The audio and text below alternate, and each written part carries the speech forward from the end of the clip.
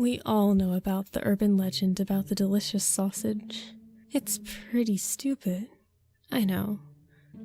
I got home from work, threw my sweaty visor on my stained couch, and peeled off my sticky polo shirt. It felt good to let my girthy torso out. Work clothes are so constricting. I tossed my keys into the bowl, opened my fridge, and pulled out a Coke. I pushed aside some lettuce. Don't know why I even bothered keeping it in there. Pushed past another 2-liter of Coke, and grabbed a human head by the hair. I started to whistle. I plopped in some ice, poured a tall, fizzy glass of pop, then pulled out a butcher's knife. I sliced several layers of meat off the cheek. I chuckled. The head still looked a little shocked, like it was saying, "What are you doing, man?" I laughed out loud at that. I put the butcher knife down, then grabbed the head and moved the lips around, mocking speech on its behalf. "Why you chopping me up, man?" I responded to this with an equally silly voice. "Because the people think you're delicious." I laughed again. If you want to know one thing about me, it's that I'm funny. That's probably my most distinctive characteristic. After dinner, I ground up the cheek meat. That's the face cheek, you perv. I used the ass cheek last week. That rhymed. See? I told you I was funny.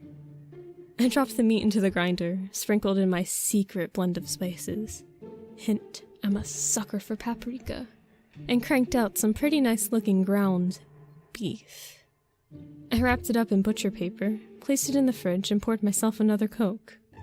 Man, do I love Coke. I had been at work for nearly an hour before opening. I am the manager, after all.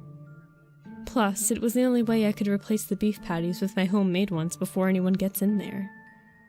I've snuck in 1,913 of them so far, and no one has noticed. We all know the urban legend about the delicious sausage, I think, as my special patties sizzle on the grill. And it's so stupid. The problem with the butcher in that story is that he uses the meat at his own shop. It's hard to hide where the meat is going when you're the one selling it.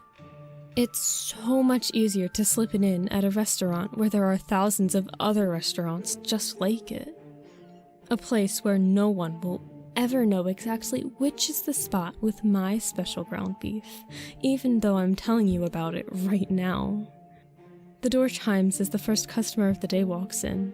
It's a 20-something-year-old woman, with her young son excitedly jumping up and down in anticipation of his meal. She smiles at me.